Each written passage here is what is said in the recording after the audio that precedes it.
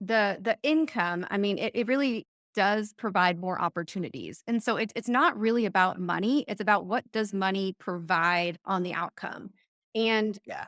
this whole world, I mean, the truth is everything you do kind of revolves around money in the sense of Yeah. putting a value to something. Even your time is worth money. Like, so when it comes to money, the more you make, it's kind of true, but the more kind of things that become available to you. I mean, you may be able to then, you know, do more with that money. I mean, it comes down to the heart though, truthfully. Like it's about your heart. And if you don't have your heart in the right place, then you're probably not going to make a good impact. Hey there, you're listening to the Faithful Business Podcast. I'm your host, Steve Schramm, and I bring over a decade of experience owning, running, and growing Christian organizations.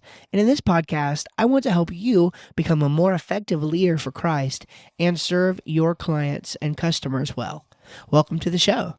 Hey there, friends. Welcome into what is actually the 200th episode of the Faithful Business Podcast. This is going to be a really exciting one. To be honest, I can't think of a better guest for our 200th episode than Rachel C. Swanson. Rachel is a real estate investor. She owns a property management company, and she comes from a really interesting background of having been a published author, speaker, and coach. Now, what happened is COVID came along and sort of took everything away from her overnight. But the Lord had other plans, guided her through that miraculously into this life that she has today. And over just a couple of years, she's built an incredible business. And she's here to tell you all about it and even how you could get started in real estate yourself. What's cool is she not only is passionate about real estate and what she does now, but she's passionate about other Christians getting excited about it and into this game as well. So without further ado, here's Rachel.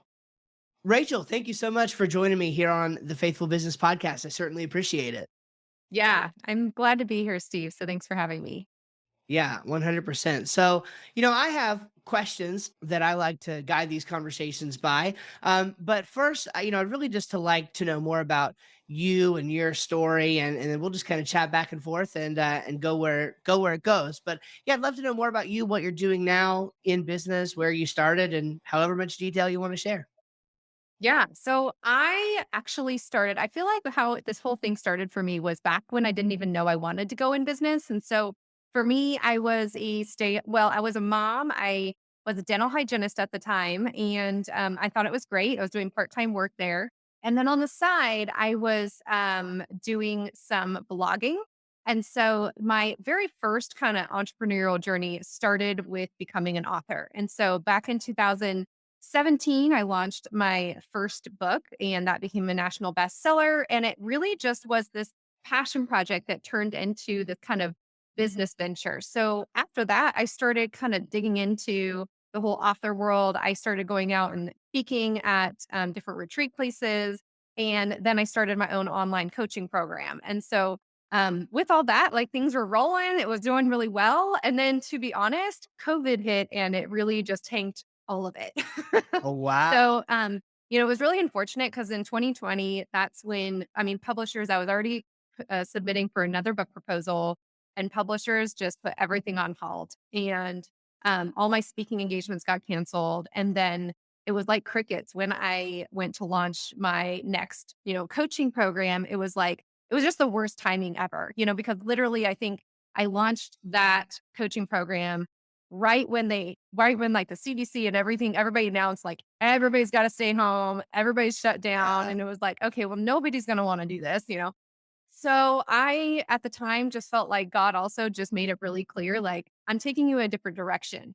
And to be honest, I was a little annoyed and frustrated at first, but I thought, okay, God, you haven't steered me wrong. So in the meantime, it was really funny because actually at the end of 2019, so this is just before COVID, hit and everything tanked on that side.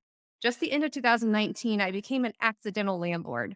And what happened was my husband and I, we were um, trying to buy another property that was our own.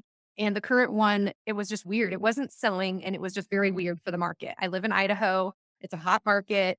And for some reason, it just wasn't selling. It was a great looking house. And so I talked to my lawyer and I was like, is there any way we could like hold on to this house for some reason, and like rent it? How can we do this? And sure enough, she pulled some strings. We did like a HELOC on that house, pulled the money out that we needed to buy our existing house, and then rented out that house in the meantime. So I realized after that, it was really nice that next year when we had a little extra cash flow. At the same time, we also had um, like another family that rented out the basement part of our existing house. And again, just for temporary, just to kind of help them out. And it really helped us out because we needed some extra cash flow at the time when my stuff kind of Yeah. dried up. So it was just this kind of nudge I was given to explore the real estate world. And that's where I'm living in now. And it's been super amazing. It's been a wild ride because obviously it hasn't been super long. And already I have a holding company, I have multiple LLCs. I have a property management company that makes $250,000 gross, even just started last year. So, Wow. I work really quickly and really hard, but it also just has been a huge blessing in the meantime. So that's kind of where I'm at now is just continuing to maintain the momentum, buying more properties, working and networking with other investors. And the whole time, I feel like I'm just really trying to make sure to keep things God focused and God centered because, God's obviously the one that brought me into this journey. Percent. Wow, what a story. Like that is wild. You must be hanging on for dear life. That is all I could think. I mean, it's hard to believe. Like, I guess time just moves so fast now. The older you get, time moves so quickly, but it's hard to believe that COVID hit like end of 2019, early 2020. Here we are already a Yeah. couple years removed from that. It's really amazing. So, you kind of like, where your story starts here really is like you were living the dream, so to speak, that like so many people want to be living, right? It's like you very quickly, like, what you said, your first book, this was your first book and it became an international bestseller. Like It was. that. Yeah, that's a total. What was that about, by the way? What was the book about? Yeah, so it's called Big and Little Coloring Devotional, and it is Mhm. an adult and child coloring devotional. So you literally sit Cool. like coffee shop style where you're face to face with each other. So the child will sit across from you, and then they have like a simpler design with like a Bible verse on it that they color through. And then you have like the passage, a little bit more of like passage of scripture. And then you get to color as well. And it was really just birthed out of my own desire. I had been, digging into writing. I was a writer and I was doing well with my online writing stuff, but I started exploring just different ideas for a book. And really it was I wanted a book like this. So I went on Amazon to try to find it and I couldn't find it. And so I thought, well, it's marrying two things that I think would be really popular. And at that time, adult coloring books were really popular. So Yeah. I just married, a coloring book that kids love and devotionals, and then the whole coloring thing together. And it just became this huge thing that blew up. So Lifeway Publishers, which they're a pretty big Bible publisher, Yeah. Christian publisher. They're the ones who published it. And then we had a follow-up sequel that also did really well. That was really fun. And then it led to another, nonfiction book, and that did fine too. But yeah, that first one was definitely my biggest, I made a big splash and it kind of led to all of that. Yeah. Man, that is really huge. I mean, but like to have it all just taken away from you so quickly, like I Yeah. can't imagine, because I know I've written 3 books. I am working on my fourth currently, and I started that one near the beginning of COVID. So I know firsthand how. Now I've never done a coloring like that kind of thing, but I've written, some pretty extensive stuff, and I know what it can be like the blood, sweat, and tears that you put into that, and then to just have it taken away. And it's interesting. I'm reading, maybe by no accident. I'm in my morning devotions. I'm going through Job right now, and I'm just like to watch a person who has everything. And I know I don't want to be melodramatic here. It's not like you had your entire world. You kind of did have your Right. entire world flipped upside down, but I mean, it's you've read the book of Job just as well as I have, I'm sure, and it's some pretty Yeah. crazy stuff, and it's still just. But yet, we know the end of Job's story. We don't know the end of our story, but these things were written for our learning. That's what Romans 15:4 says. So just really incredible how faith and trust, and it's just like God is working, but you don't know how. And in your case, you're just like hanging on for the ride. You had no idea of it, like who goes from writing a children, like an adult and children coloring book, to like being a real estate, investor basically overnight. It's a pretty Yeah. unheard of story. Yeah, I tend to be, I don't know, I'm very eclectic. I like a lot of different things. And Yeah. so, truthfully, I mean, even in my personal life, I dabble in so many different aspects, or, I even change my style all the time, so it just depends. But Yeah. so That's yeah, cool. I mean, at first you would think like, what's real estate got to do with it? And also I had a hard time at first because I thought, really, is this really where God's leading? Like the other one just seems so clearly Yeah. um focused on faith and business and all that. Whereas this one, I was like, really, God? Like, you want me to go this direction? It's not necessarily, ministry. It's not doing that kind of stuff. But then it really dawned on me how much that it's so true. Like, we need believers and we need faith believers everywhere, even in the business realm, especially in the business realm, so that Oh we yeah. can be influencing those in those spaces that are much more prone to, cheating, or, falling between the lines, or not being totally honest. And so, and being able to influence these spaces and say, no, like you can do these things very honestly, you can do it ethically, you can make it a positive impact. And actually, it's funny to say because now sitting here even, in 2022, and it's only been about, 2 years of really doing investing, and I've now seen how God is using us, and it's been different, but he's using us in more ways for, like, we're able to tithe bigger, and I actually have more time in my schedule now than I did before to help out and volunteer. And so, while it may not be the forefront, it's using that catalyst, or those that this business is helping me on the back front to influence other organizations or other people. And that part has been really cool to me. Yeah, let's dive a little deeper into that, because that is such a theme that comes up when I'm interviewing people on this podcast. It's something that I've realized for myself, because I've done actual, like, I mean, I've done ministry work for quite a while, and so I've been literally in the realm of full time ministry and full time employment and full time business. I've been across that spectrum, and I feel like business has allowed me to make a bigger impact than anything else I've done. And Yeah. that particular testimony seems to be shared by others. So I'd like to maybe just dig some more gems out of that from your story. Like what things were really, like, what did you find that was different about it? How are you able to really have a bigger impact? What is that like for you? Talk more about that. Yeah. I mean, truthfully, just I feel like the income, I mean, it really does provide more opportunities. And so it's not really about money. It's about what does money provide on the outcome. And Yeah.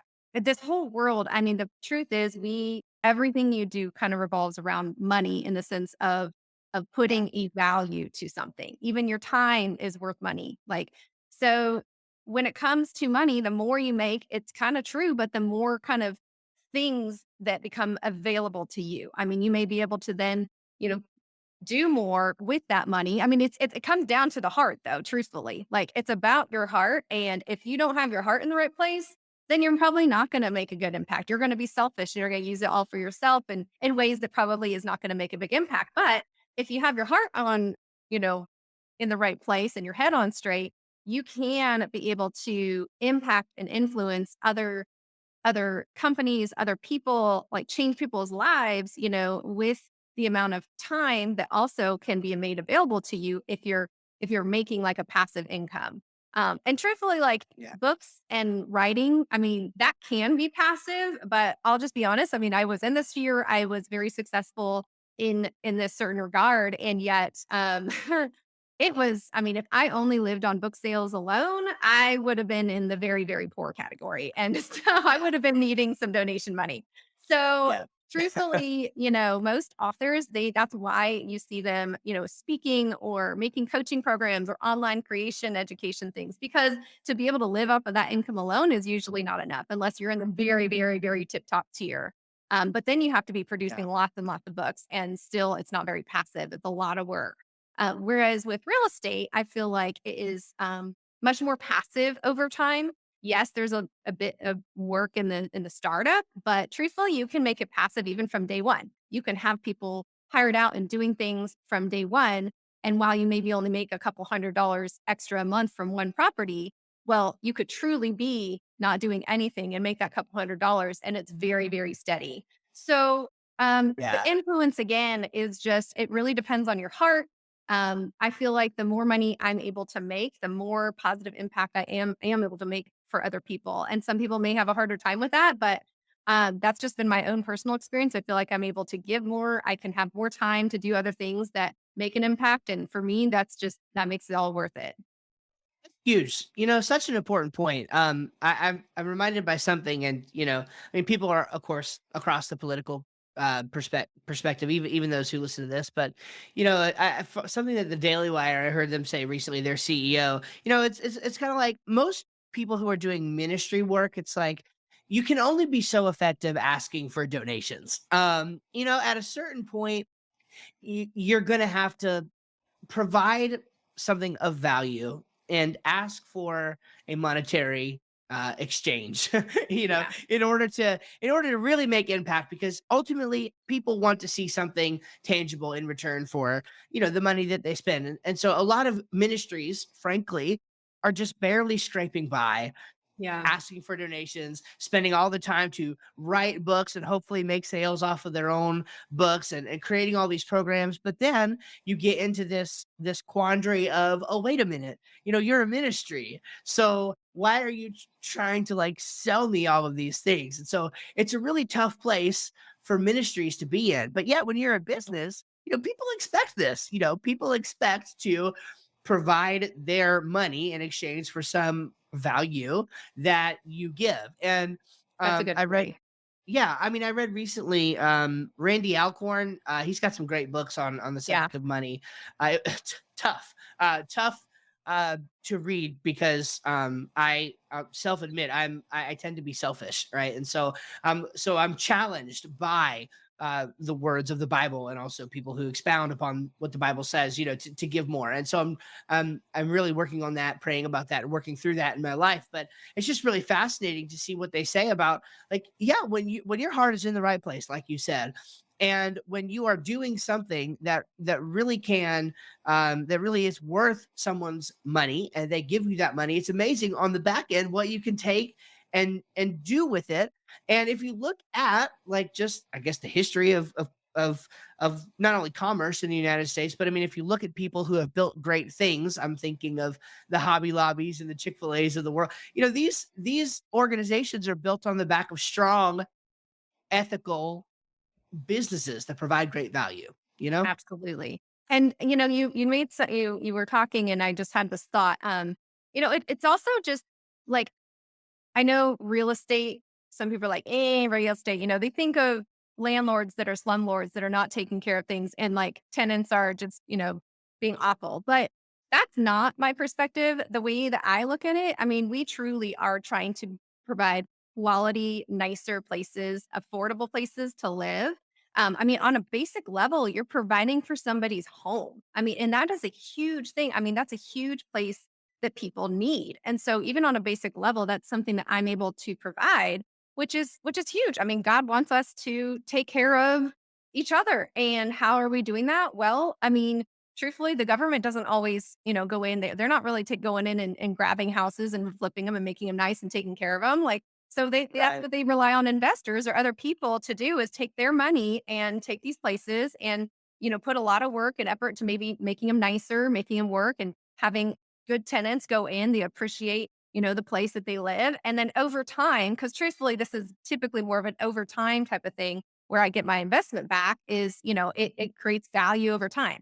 Investing, over time, it reduces the inflation that keeps eating at your money. Like if you left it in a bank account, well, you're going to, right now, Yeah. it's like 0.4%. So in a year, if you had 100,000 in there, you're actually making, and you didn't do anything with it, you actually have like 8.4% less than you did a year ago, unless you're making Right. it work for you. And so again, it's trying to play into that. But back to what I was saying is just on a basic level, I also just feel like I'm providing something really important and good on a humanity level is providing a home and a place that people can go to and feel cared for and loved. So that's Yeah, my this is status on it. this is This is great. I mean, that's a fantastic perspective. You know, I honestly never thought of that. Just being honest, I mentioned before we started recording, I've thought about getting into real estate. It's part of my long term plan because God knows you can only trust the stock market as far as you can throw it. So, but I thought about this, but I've never thought about the perspective of actually just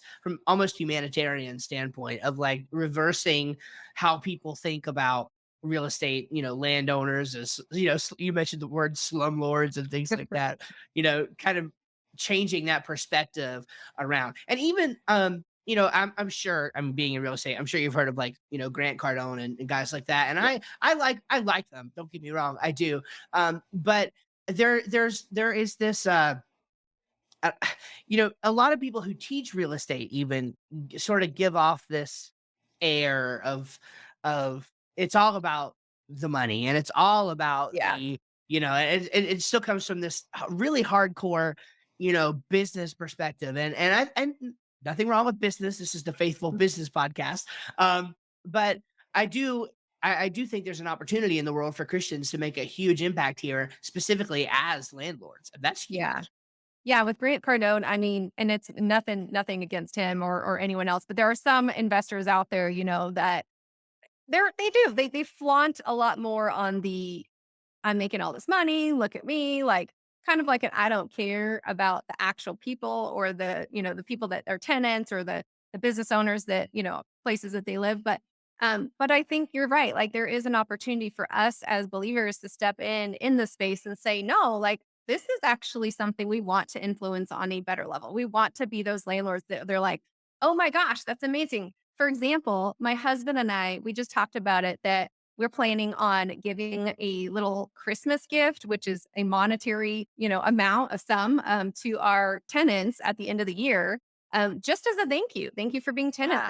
Thank you for paying on time. For those that pay on time and have just been great tenants, we just want to give back to them and show them that we care. And that's not something that you ever hear landlords doing. And I'm not saying this to flaunt my own, horror. It's just something that we just really feel like we want to change the culture there. We want to bring a place that people are like, wow, I want to live there because these landlords or these people that own this, they are so nice. They're so kind. They're on top of it when it comes to repairs. They, are generous when it comes to, just we're taking care of their place and they're going to be generous back to us. And so, Yeah. but there is a place I think for us to step into in this realm and start making it more about the people and not just about the money that you make.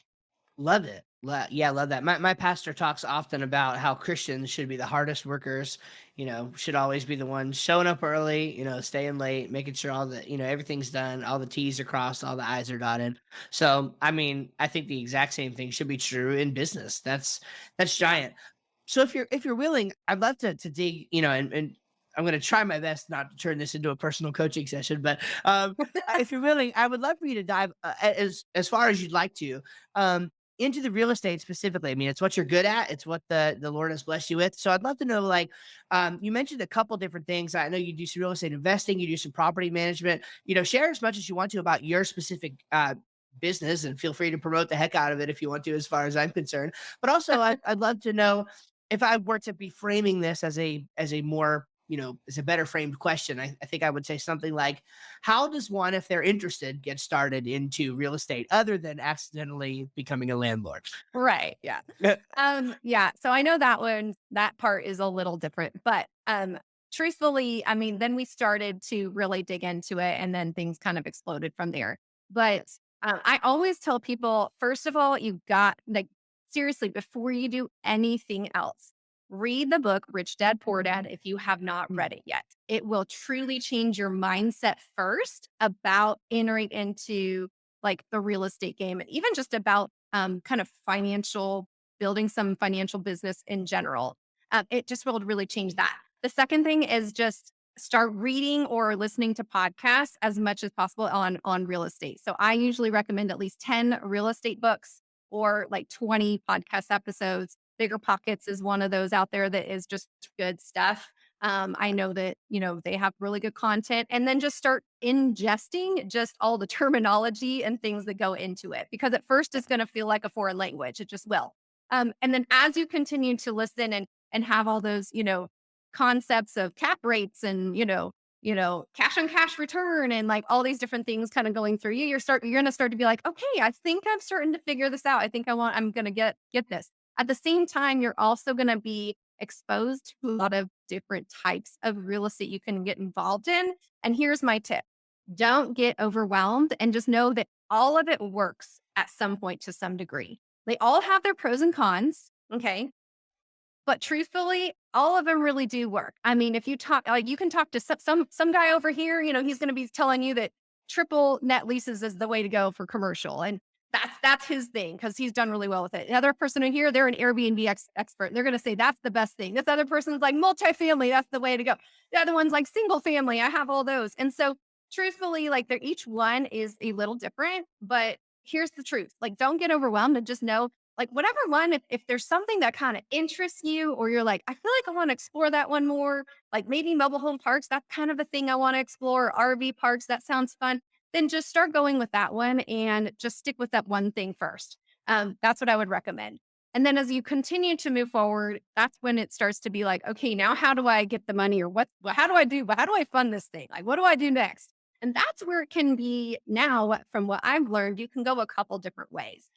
One is just the traditional standard, which is, you save up enough money for a down payment. And typically it's 10 to 20% down on a investment property. You might be able to qualify for an investment property that might be like an FHA loan where you put like 3.5% down, but it's not always typical with an investment property. And so you have to have a little bit of capital, or try to figure out a way to get some capital first to be able to do that investment. If that's not something that you have the ability, like you're like, I really don't have any cash.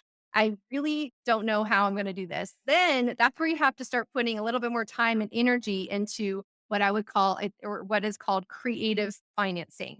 And so creative financing is basically anything outside of the traditional loan method. So for example, let's just say, Steve, you have like $100,000 single family property, right? And let's just say like you own it outright. You've had renters in there before. They just, messed up the place. You don't want to own it anymore. You're just like, I'm done. And, I come to you and I'm like, Steve, I love this property. I think it would be great. What do you want? Like, what's the price? And you're like, well, I still want 100,000. It's like, okay, I'll give you 100,000, but we need to talk about terms. And you're like, what's terms? And I say, okay, well, it's basically just making payments. Like you become the bank and I'll give you payments to, you know, pay off the equity that you have. Cause let's just say you owned it outright, you have 100,000 in it. And so I just say, okay, well, how does $500 a month sound to you? And you're like, that sounds pretty good. So we go through the title process and we set up contracts. It's all through title, it's all legal. And I start making payments to you as soon as I get the sale. I don't even have a down payment. I don't have to give you anything. I can just be like, hey, I'll just take it over from you and I'll just start making payments next month. You're like, yeah.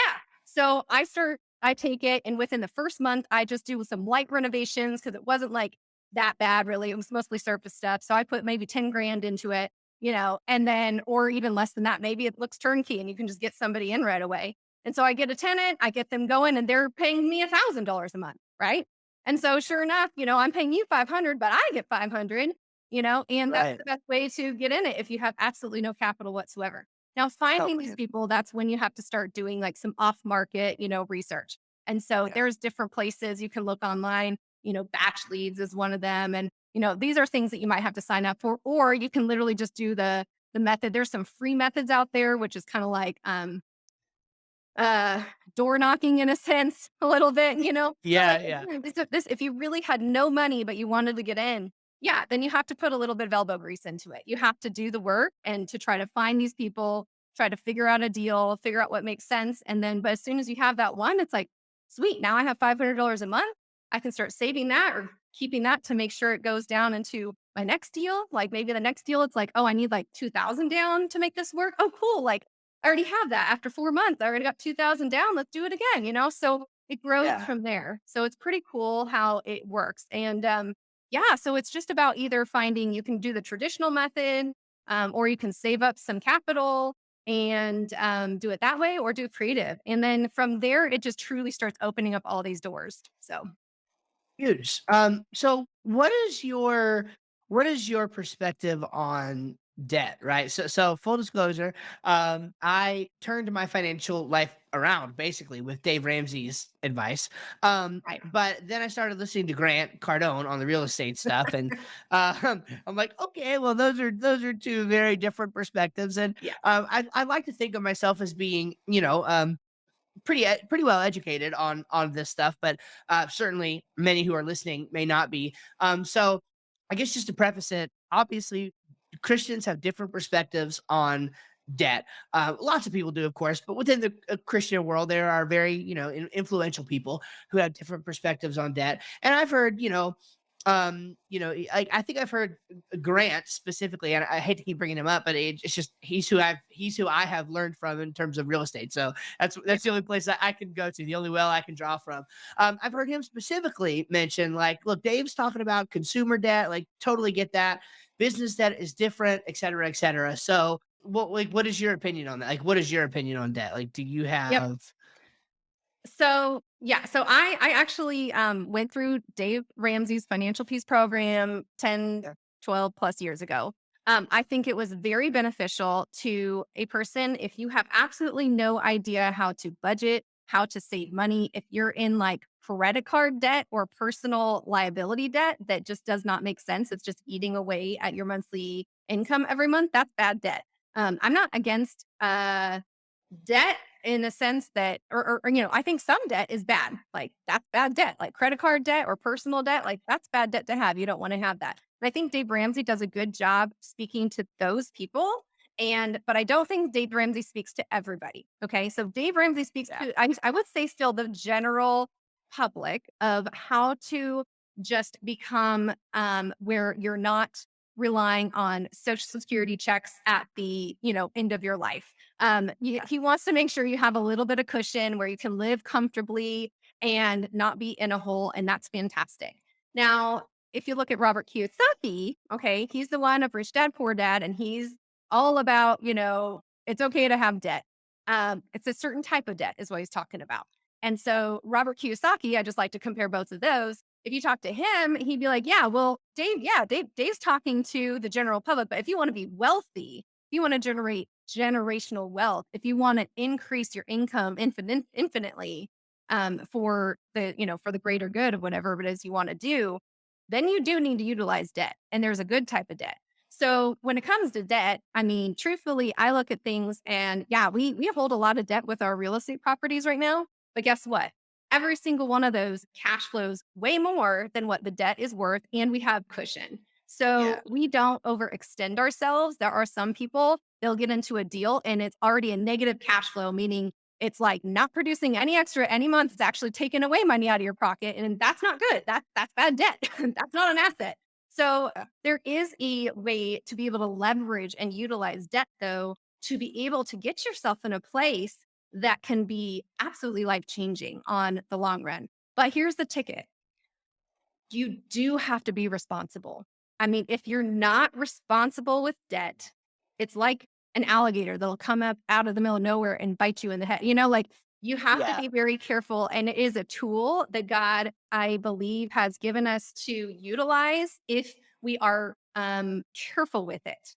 And so yeah, I don't believe he's just like, yeah, willy nilly, do whatever you want with it. But yeah, you do have to be responsible. And I think that's why God, when he calls people even into leadership and stuff, he talks about how they're kind of be held at a higher responsibility than those that are not, because they have such a bigger influence and they could create such a bigger destruction in a sense right, if they were to, mishandle other people or whatever. Same thing when it comes to debt. If you're not able to handle or take a careful analysis of deals and make sure that you have enough cushion and you can make these payments and you have, extra for yourself, then you might not just, you might not want to invest in it, truthfully. Like, I don't think people that if they're not in a place where they can handle their own, it's probably not a good idea to invest in real estate. You can get yourself in deep water yeah, pretty quick. That's probably why we had the 2008 crash. There was a lot of people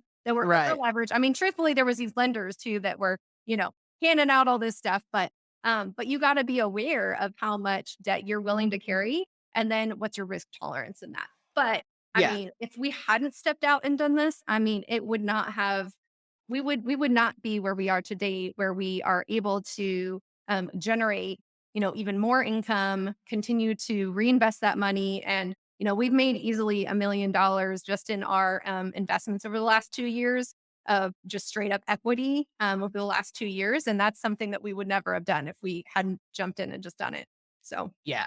Yeah, absolutely. I think it can give you a degree of leverage that is important to have. But I even like that you started out like you didn't even start out mentioning that option. The first thing that you talked about was save up for a down payment, and I think like if you can do that, and I've got a line item in my budget right now for like I can't start funding it yet, but I'd like to. And my plan is by the time I'm 35 to hopefully be able to do something with that. But it's like yeah, I mean, if you're in a position where you'd rather not take that or you'd rather take the least amount possible, then start saving up as soon as you possibly can. I think would be my recommendation, just with cash. And the cool thing about cash is if you store cash in a place that is safe from a financial perspective, then you can very easily take that cash back out if you need it, and you won't yeah, get yourself in trouble. So I think that's great advice not to be over leveraged. And that's just good old fashioned being responsible, right? Like yeah, being a responsible human being. But especially as a Christian, being somebody who is counting the cost of everything that you're doing, being a good steward of the Lord's resources, remembering ultimately that He owns it all. It's we absolutely. we get to borrow it and manage it well for a while, but He's the owner. So um Yeah. thank you for sharing all of that. That's super helpful, and I think that people will get some real value out of that. I'd like to know more about you, just your faith story. If did you grow up in church? Did you come to the Lord later on? How did that work for you? Yeah, no, I came to become a believer in when I was 19. I was in college and I went to a fall retreat, which at the time was called Crusade for Christ. It's now renamed Crew. And yeah, and actually, it was just at the time I was just really in a dark place, and so I just felt like there had to be more to life than this. And when I started exploring the Bible and about God because I just started feeling like, okay, who is God really? Like I know people talk about the Bible. I know, I even did grow up in a different, faith background. Um, it was a Mormon background, but I fell away from that and I was agnostic at the time. And I just thought, I really want to know what the truth though about God is. And so that became just a journey of just researching. Again, I guess I'm kind of a researcher by nature. Yeah, And so it was much more on the logical level at first, and then God got me on the spiritual level. And I just remember, yeah, just the speaker at the time. I mean, everything he was saying at the time just felt like it was God speaking to me. And, that night I just, I prayed and I actually prayed for like 2 hours, not quite sure yet if I was going to wow. jump in, but just really feeling like I just wanted to pray and get like a clear confirmation from God. And I had kind of a supernatural experience. It's actually in my book, Refine and Restore. So if you want to read more about it, you can. But yeah, so I talk about just kind of the supernatural experience I had with God where I was like, okay, I can't deny it. Like he's definitely real. And God, Jesus is Yeah, the true, God. He is man and God at the same time. It's the Trinity. There's a Holy Spirit. Like I knew. And so ever yeah, since then, I've just applied that to my life and have just never looked back, really. I mean, it's just been life changing and in every way now I am just so thankful. Like I look around today and I just feel like, how do people do it without him? Like, how do people yeah, go around with life like without having that deep sense of hope and love and comfort? And there's been times where there's just this peace and love that truly does surpass understanding that comes into my heart and my life at times when I'm feeling really alone or feeling scared and just to have that assurance, and it's again, it feels weird because it's not very tangible, you guys. It's indescribable. And but that's who God is. Like if God was like a right, person, like it wouldn't be so awe-inspiring. But God is God. Like he's this amazing, crazy being exactly. that can do a crazy, amazing things and do miracles. And I've seen miracles like with my own eyes. I prayed for somebody to be healed and they've been healed. So I know this stuff is real. I know God is the truth, and so ever since then, it's just been like, yeah, absolutely, like that's what it's all about, and I'm so thankful now. I love that.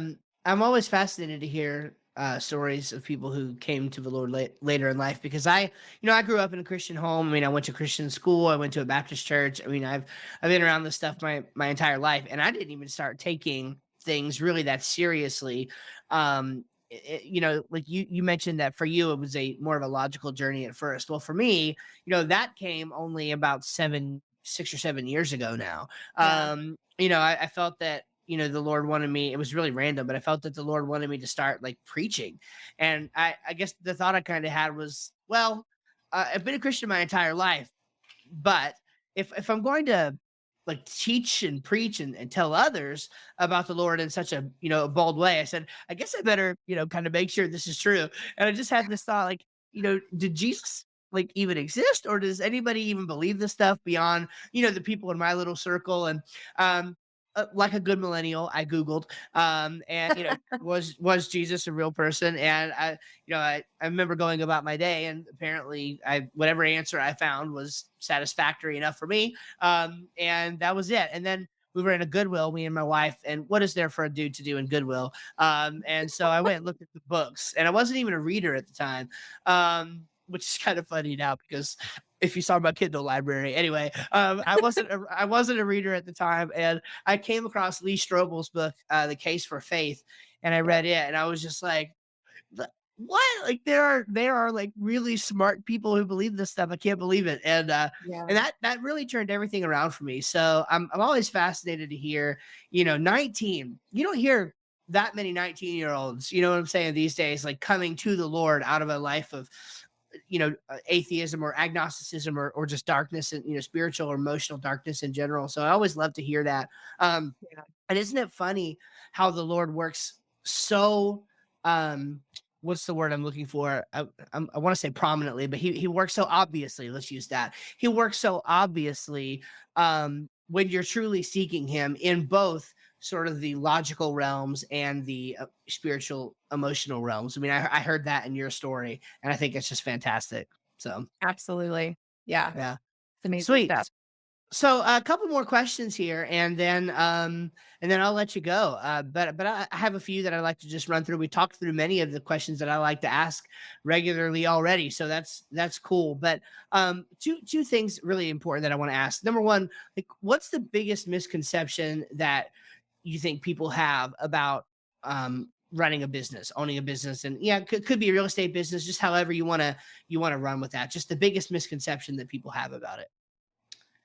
Um, like misconception from like other people looking in that want to do a business and Yeah, yeah, yeah. So I yeah, mean, yeah, because entrepreneurship is cool now, but it wasn't. yeah, It didn't used to be cool, but now it's cool. But I think people also get the wrong idea of it sometimes. So I just yeah. curious if we had any thoughts on that.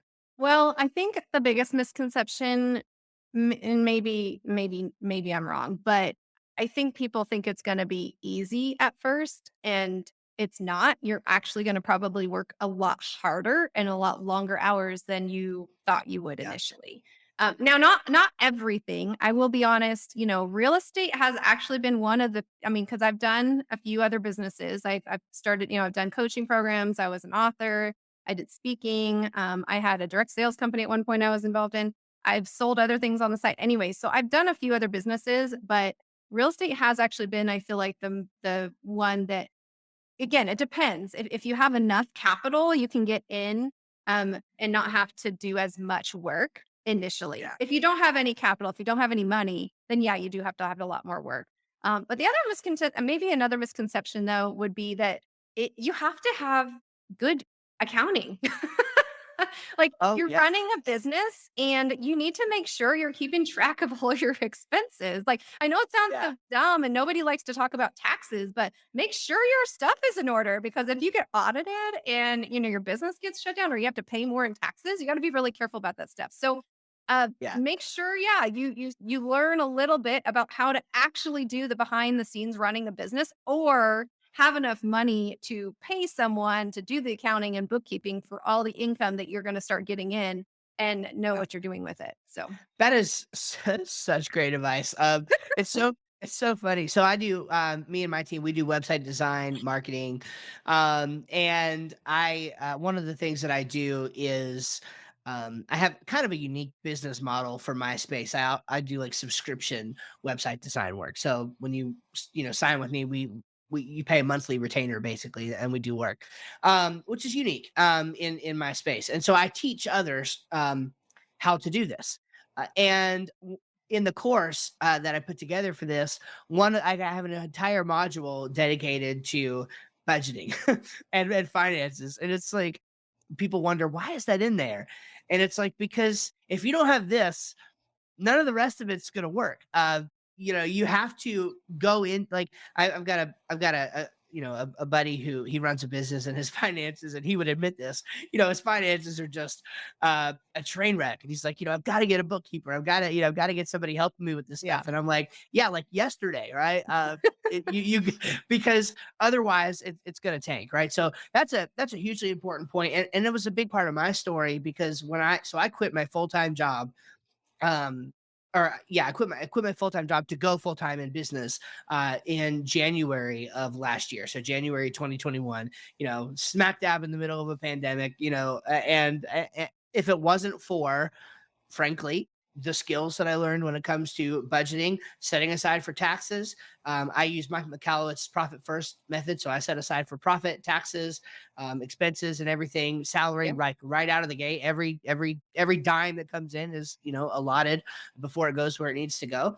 And that was a huge part of the sustainability of my business to today. So Yeah, it's people don't know how to do that though. So typically yeah, entrepreneurs are visionary people. And so they're more focused on the vision and, the kind of the end result, but the actual like part of maintaining the business, like the accounting, the ins the and outs, the details. bookkeeping, like they don't want to do all that. And so that's why I'm saying, okay, if you're like that initially, then you need to either make sure you have enough money saved aside every month for a bookkeeper or an accountant to help you with that, or you're going to have to go on YouTube and start learning because you need to, or find a mentor, like you to help teach you 100%. what you need to do.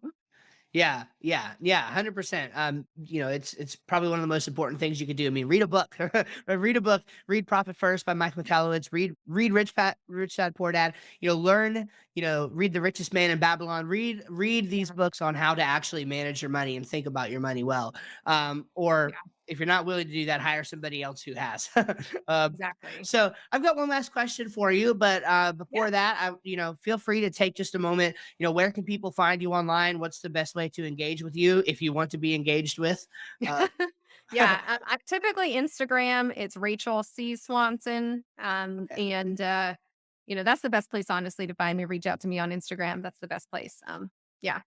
All right, fantastic, very good. So, my final question for you, because this is something that's been important for me, is like, do you have a sort of either a morning routine or a daily routine, or just something that you do every day that helps keep your day in sync? Because again, it's like, especially when you leave the corporate world like I did, and then go into full time business, it's kind of like you don't have anybody cracking the whip anymore, and so it's like you got to stay organized. And I'm just curious if you have any sort of, anything that you do to keep yourself motivated in that way.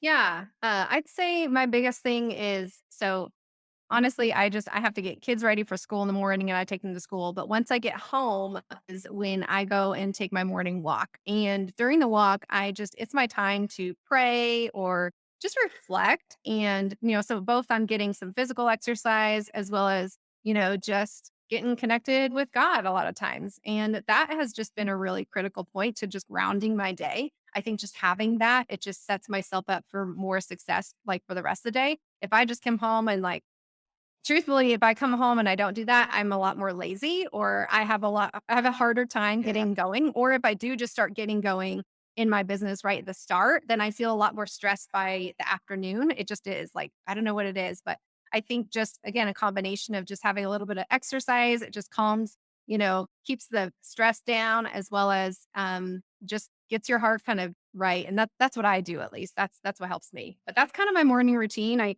try to do that. During my work days, I do that. Even on the weekends, I try to do it here and there, but definitely my work days, which is I basically just work Monday through Thursday from like 9 to 3, and that's it. So Yeah. That's awesome. Yeah, that's huge. And I think another reason that people would really like the idea of getting into real estate, because maybe it's something that doesn't, you don't have to burn yourself out, Yeah. burning the Actually, midnight sorry, oil. I work 10 to 3. I just think 9 to 3 because 9 is when I start my walks, but that's not really working. Well, I guess it's kind of work. It's like your mental mind. Yeah, no, it's definitely, yeah. I trust me, because I sometimes I try to get out and take a 30-minute to an hour long walk, and I consider it work. So Yeah. Yeah. you have my permission to call it work for sure. Sounds Well, good. Rachel, I wanted to thank you so much just for.